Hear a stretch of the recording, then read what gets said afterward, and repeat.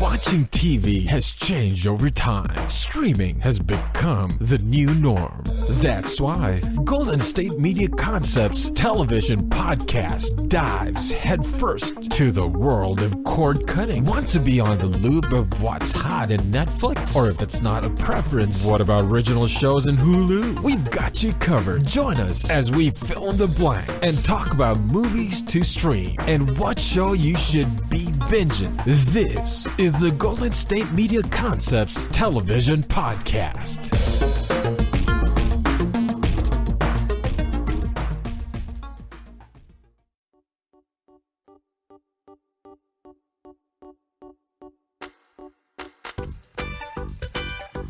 Hey everyone, and welcome to the Golden State Media Concepts television podcast.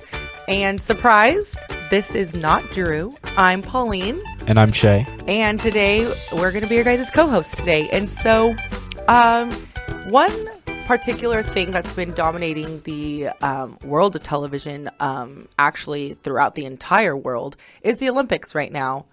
And yes, we've been anticipating it for the last 4 years, and it's been just the Olympics in general has been on TV a lot with the preparation and the before the pre-Olympics. Yes, it has been an interesting roller coaster ride. Right. And there's been things with various teams such as certain countries and like being banned. There's been things with just like the Zika virus as well. There's Olympians getting mugged. Right. And the Olympic Village, part of it caught on fire. It's been a lot going on, but thankfully, quite a bit of drama. Yeah, a lot of drama. And so thankfully, the opener for the Olympics, the opening ceremony was last week, and I actually really enjoyed the opening ceremony. Mm-hmm. It was a lot of fun. Of course, I really enjoyed when Team USA was announced, and I believe we actually have the most Olympians. Our country has the most. Yeah, we've been winning medals like it's nobody's business. Yeah, and we have across all events we really have been, and so it's been a lot of fun to watch America. Exactly. Yeah, buddy.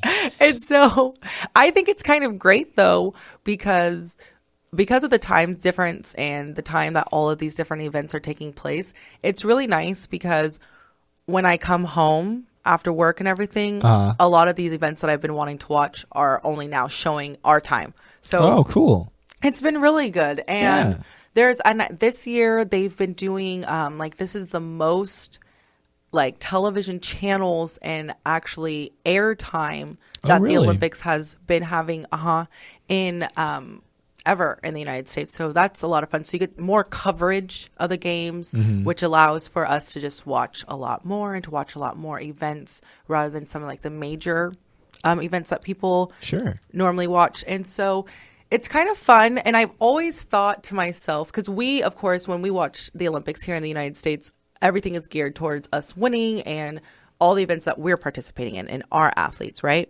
Right. So I've always thought to myself, I wonder what other countries are saying, and what other announcers are saying. Well, I think this year they've been doing a pretty good job about showing just about everyone, if I'm not mistaken. Right. And so, and that's a lot of fun because, and I mean, I only speak English. I don't speak another language, but it's kind of fun when you see like the subtitles of what other reporters are saying. Oh yeah. Well, and the report style is so much different.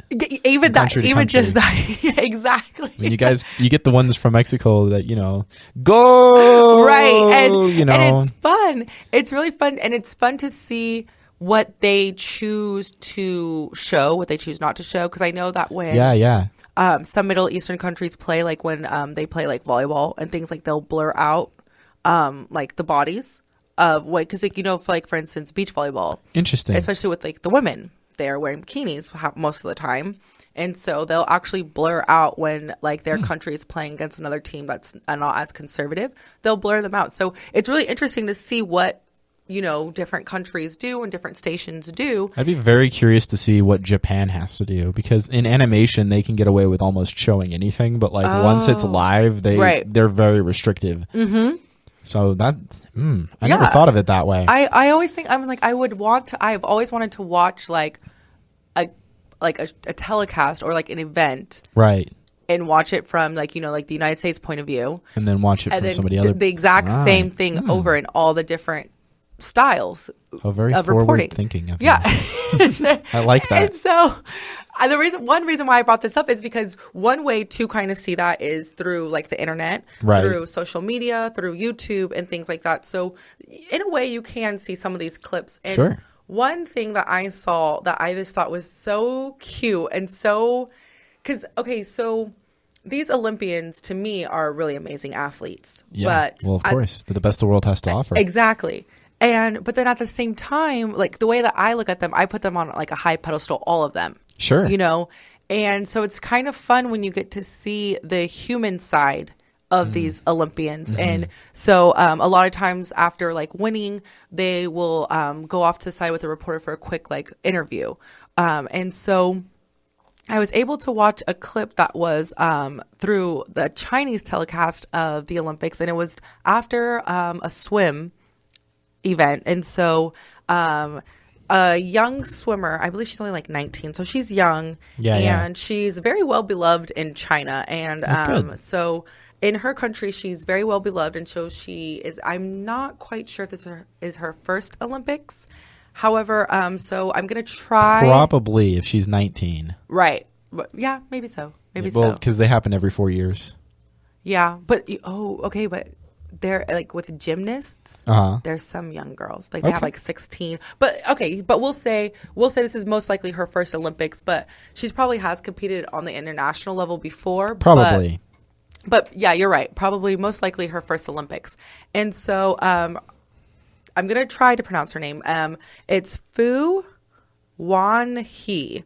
And so she actually won third place. Like she won a bronze medal for her swim event that she was competing in, And it's funny because a lot of times, like the athletes, like, okay, when Michael Phelps wins, he turns around, he looks at like, like the score, the times, but he basically knows he has won, you know, or has not won. And so you could tell by their reaction as soon as like they take the goggles off that they know what has happened. Right. And so that's all exciting. So she goes, after she gets out the water and she's pulled to the side by a Chinese reporter to get that post interview. Right. And the interviewer is like, like, how do you think that you did? And tells her time. And she responds and says, yeah, like that was a really fast time. Like I was going fast that time. And I'm really proud of myself because, my arms are kind of sore and everything. And then the reporter goes on to tell her, yeah, you were only, I think it's like 1/10 of a second behind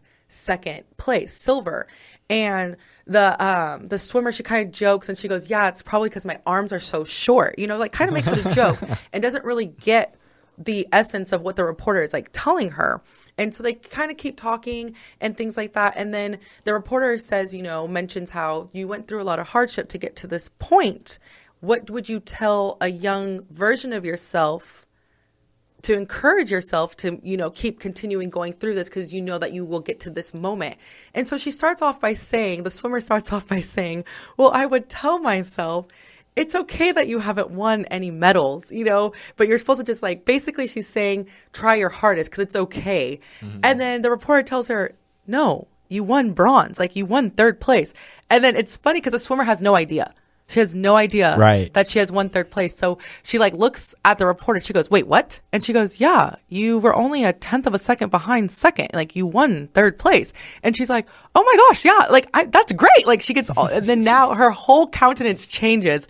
And she and then so she of course revises what she would tell her young self and everything. And it was just so cute because then she goes, it's a really good thing that I won third place because, my legs are cramping. And she even like starts rubbing them and she's like, oh, they're so sore. And it's just so cute and so funny because one, I would never have seen this just watching the, United States telecast of it.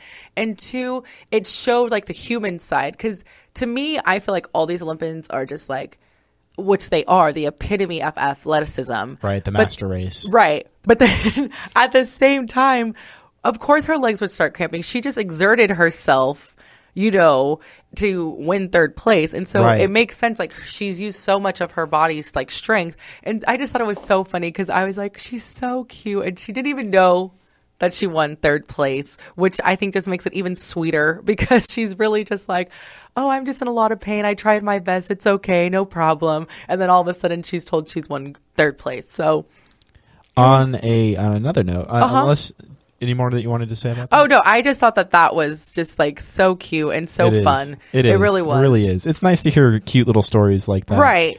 One of the funny things that we've been talking about here in the States quite a bit, though, is that the first medal that we won, the first medal won in the Olympics was the shooting medal, and the United States took gold. Right. It's one of those things where it's like, How especially ironic with everything right that's now. going on, and the fact Yes. that, America is a very gung-ho country. Right. It's no surprise that we won the medal for I know. best It's shooter. just that would be our first one, right? It would And be. something a little bit more depressing. What? So, Mexican gymnast Alexa Moreno. So she's done a lot, and she actually did okay. She's 22 years old. She did okay in the gymnastics thing, but a lot of people, especially from her own country, were posting some really mean and body shaming things about her. Like, one guy posted a picture of Peppa Pig and said, it's Alexia after Alexa. It's Alexa after her performance, and it shows Peppa Pig. And then somebody posted, she's about the size of two gymnasts. It's really sad, especially considering that she's like, what is it? Like 4'11". She's like almost just barely above 5 foot, about 5 foot, and only 90 pounds. Wow. Like 99 pounds or something like that. Like really, really small. Yeah. actually. She's tiny. But because of I don't know, they a lot of fat shaming, and it's really kind of sad. But a lot of people went and like attacked those people on Twitter and like showed them the backhand and really tore them apart. So it's kind of nice that there are people out there defending that. And she did what? She outscored over 54 women on the floor. Oh wow. She actually did a pretty good job. And Mexico doesn't really do gymnastics that much. So the fact that she even got as far as she did, considering that their country usually ignores this, is a big deal. So, that's really sad. It's nice that people are defending her and not just, posting terrible, hateful things. And it's like, these are, like how you said, the best of our best. And these are Olympians. And it's always, I always think a lot of times it's always the people who are just sitting on the couch that have so much to say. Oh, it's funny because the article says that like exactly. Oh, really? Because it's always people that have never participated, whether it's a sport or anything, that always have so much to say. And it's like, really? She's an Olympian. Like, she's competing on an international level. Right. Well, somebody even said that, look, Mexico's trying to fill their quota on Olympians. Oh, and just like really mean and horrible things. So, and it looks like we're about to come up on a break. Take a quick break. So we will see you in a bit. Are you looking for the very best NFL and college football podcast? Then check out the GSMC Football Podcast. Get the latest football news both on and off the field. From the NFL Draft to trades to the rumor mill to the NFL Combines, they got you covered. That's GSMCpodcast.com/football-podcast. Get updates on college rivalries, game day insights, and much, much more. It's football talk the way you want it. This show eats, sleeps, and breathes football. Don't forget to like them on Facebook and follow them on Twitter. Visit GSMCpodcast.com for more info.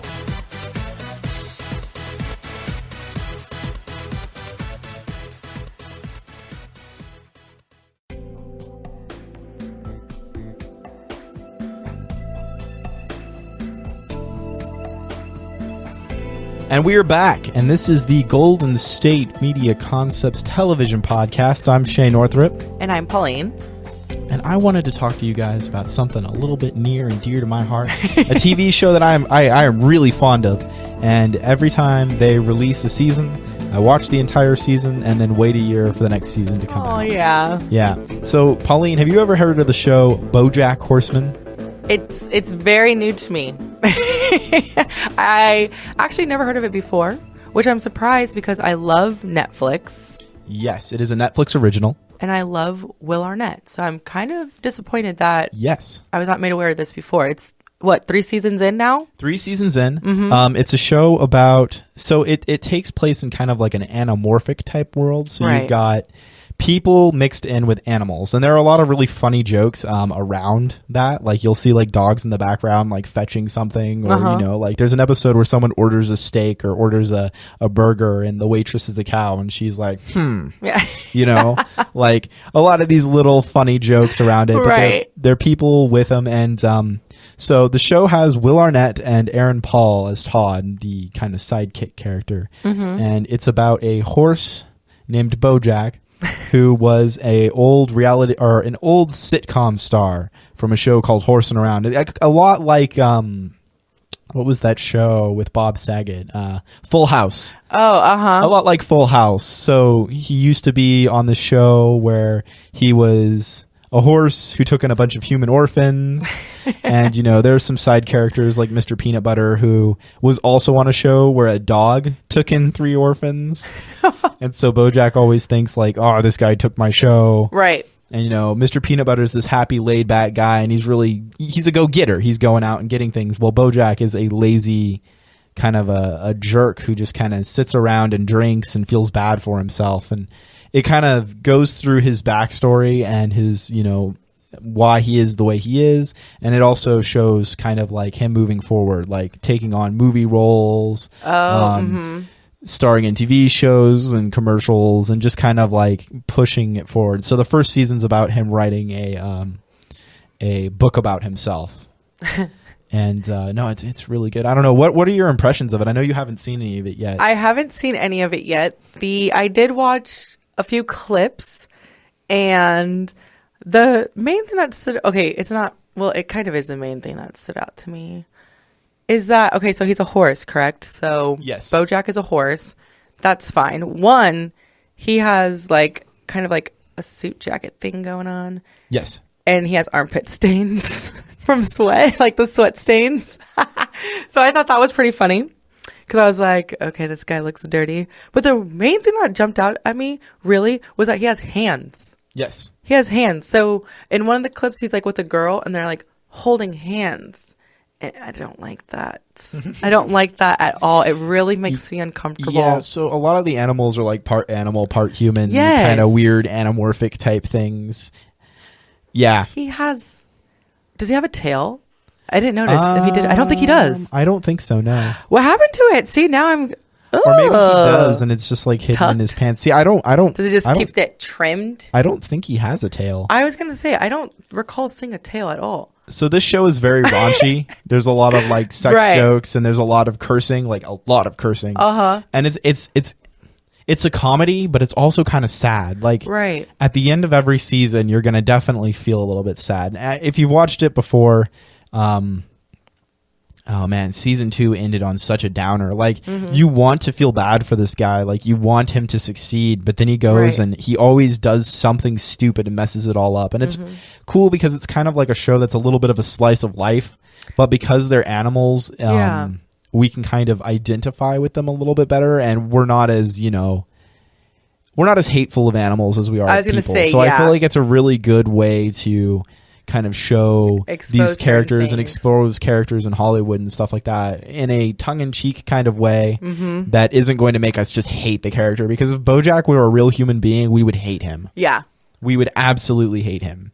Kind of like Shameless, the dad in Shameless. Yeah. He's kind of like that, and I Sure. hate him. And it's kind of like one of those things when I see him in other little things, because like he's in a commercial, Right. And I'm like, I just think of that Shameless character, and I'm like, So if you have been keeping up, season 3 had come out just recently, and season 3 is probably the best it's been yet. Like season 1 was really good, and I liked season 2 a lot, but season 3 I think is where it's at. Like they really dive into Sarah Lynn's character a lot more and kind of show what happened to her and her relationship with Bojack. And they even show a couple more things about what Bojack was trying to do in between his show in the 90s and the movie that he is in I think season 2.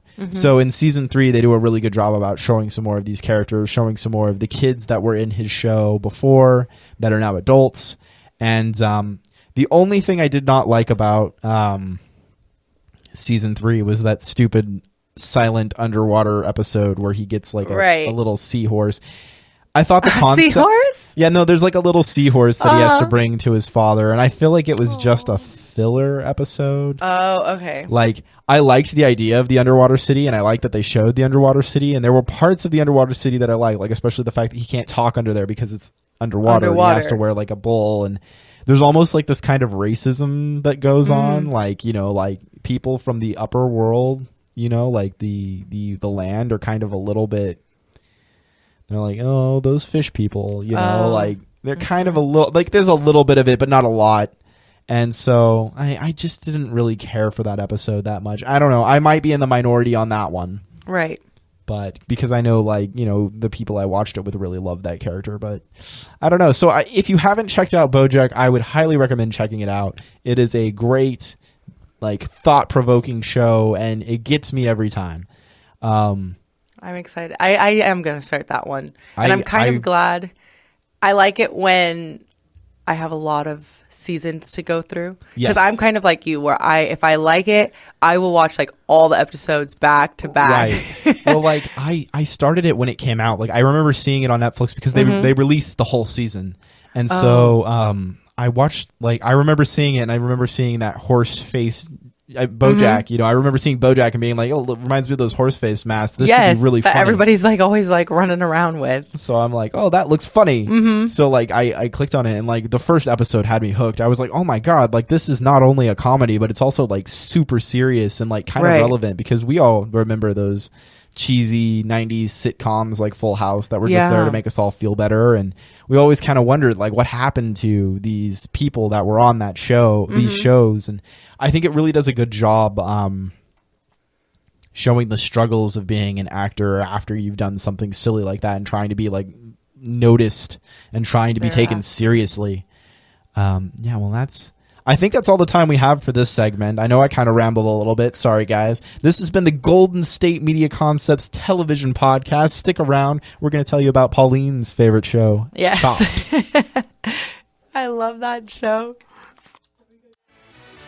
Check out the show that's built on the MMA. From the UFC to extreme cage fighting, they got the fights covered. Check out the GSMC MMA podcast. Get the latest news on past or upcoming fights. Join us as we talk to and about some of the biggest names in the MMA, past, present, and future. When it's the fight game, there's just one show to check out. GSMCpodcast.com/MMA-podcast. Don't forget to like them on Facebook and follow them on Twitter. Visit GSMCpodcast.com for more info.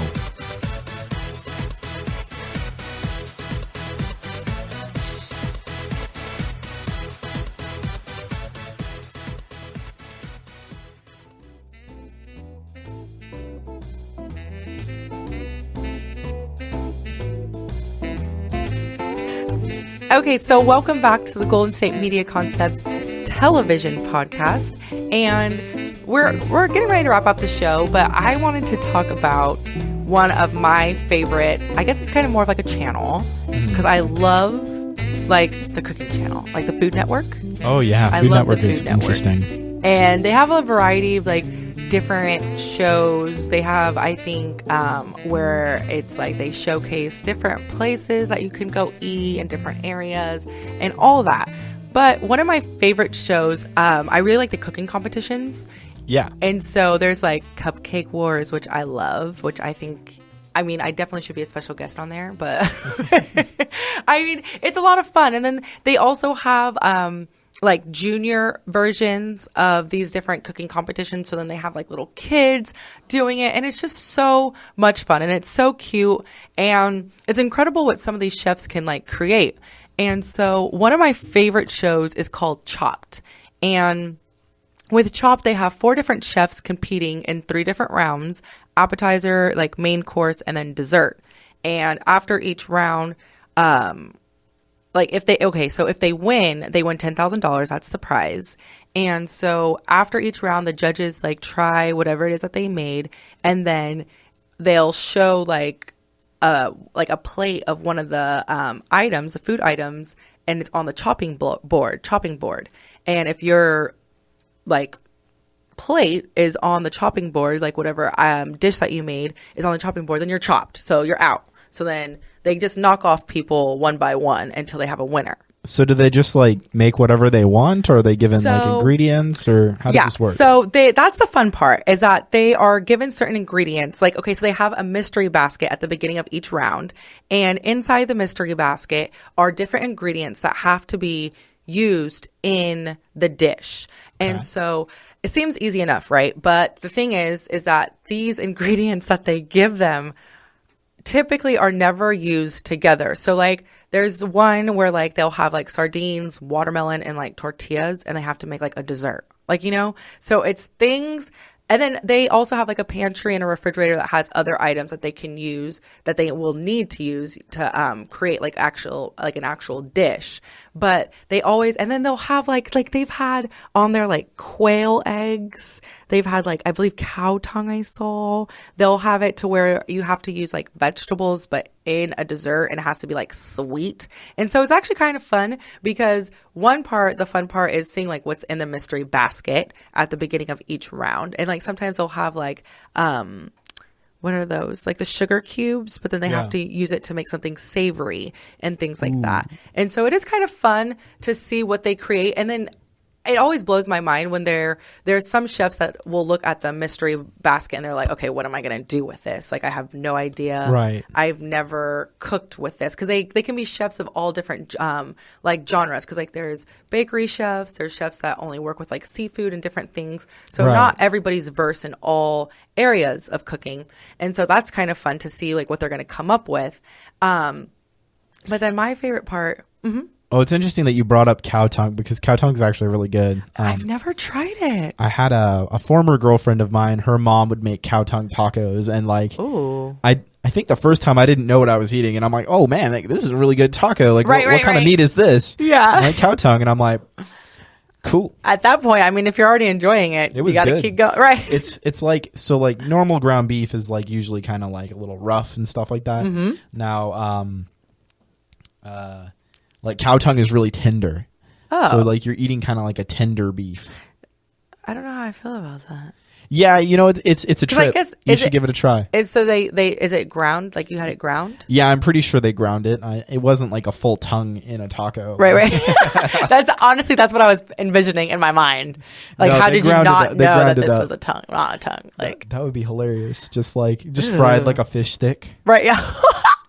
So they do like funny things like that. Like they'll add in just random ingredients. Like they'll have like hot Cheetos in there. Oh yeah. And different things. And they have to create these like beautiful dishes. And then of course, like I said, the judges try it, then they vote and all of that. So I just think it's a lot of fun, because when there are a lot of times when like the chefs will see these things in a mystery basket, and I'm sitting there like, what in the world? Like, how can you use like sardines to make something sweet? Or how can you use like avocados to make like a dessert and things like that? I can see avocados, but like sardines, I don't think you want sardines in anything. And then they'll have like different entrees that they'll have to make and things like that. And so I just think it's a lot of fun when like the chefs look at the ingredients and they're like, oh yeah, I know exactly what I'm going to make. And then they start going. And then I'm like, what?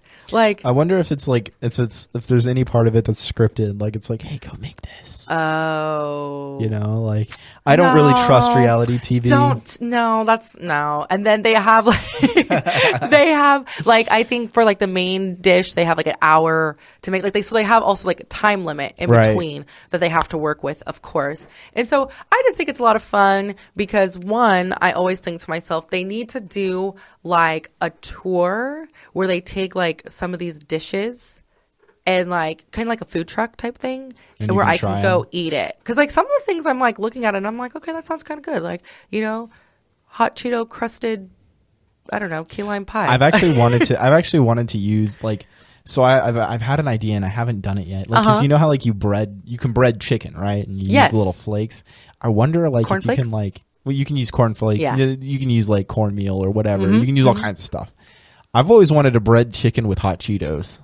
Ooh, it probably would taste really good. Probably, but see, yeah, I don't know. I might give that a try Yeah, because I love crush it. Or spicy you could food. put it in a food processor. See, I learned this on Chopped. And I was just thinking of like just crushing it in a bowl, but no, I'm telling you, you will learn some really good tips watching Chopped. okay. You will. Well, as a single adult male that lives at, in basically a bachelor pad with my Exactly. roommate, I should probably watch. You can some pick more up some Food little Network. things, and then you can learn some things on how to like reuse other items in your kitchen that you would Gotcha. never have known. And so it's a lot of fun. I've seen some pretty amazing things on the Food Network that people like create. Right.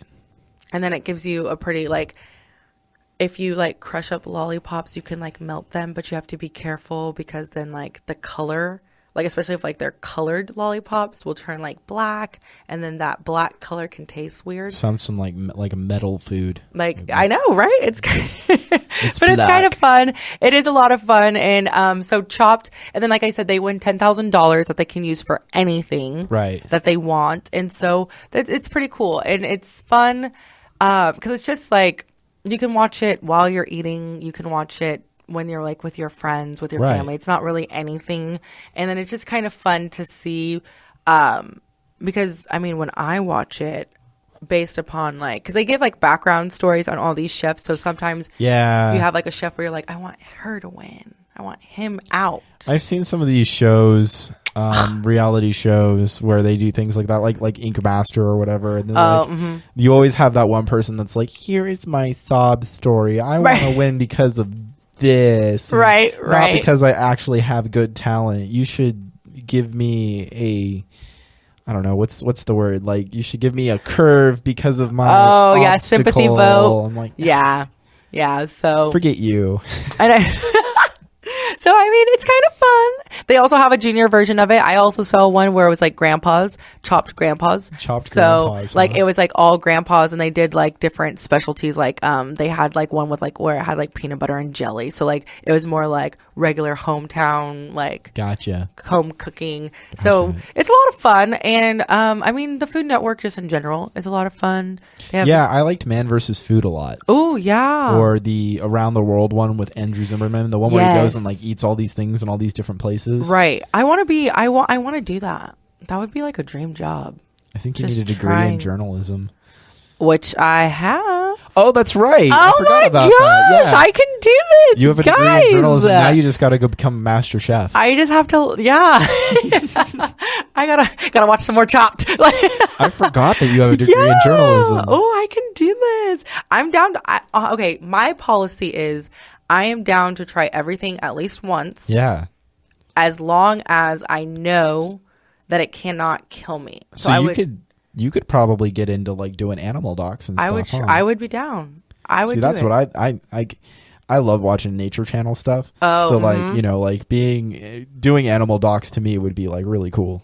The only thing with that is that like sometimes you have to like wait a really long time. That's okay. Well, see, I need quick satisfaction, instant gratification. Yeah, see, no, I don't mind as long as I'm getting paid for it, right? Like, True, that's my true. thing. Like I'll Very wait true. all day. That is I'll get very chased by true. tigers. I see. I just want everybody to bring me stuff to eat and drink and eat and drink and drink and eat, and then I can say, "Oh no, this is too salty for my palate." So, and be one of those judges on there. And I think that's about all the time we have for the show today. Thank you for tuning in to the Golden State Media Concepts television podcast. You can find us on Stitcher, SoundCloud. You can find us on goldenstatemediapodcast.com and among other places on the interwebs. Thank you for staying tuned, and hope you have a great day. Thanks.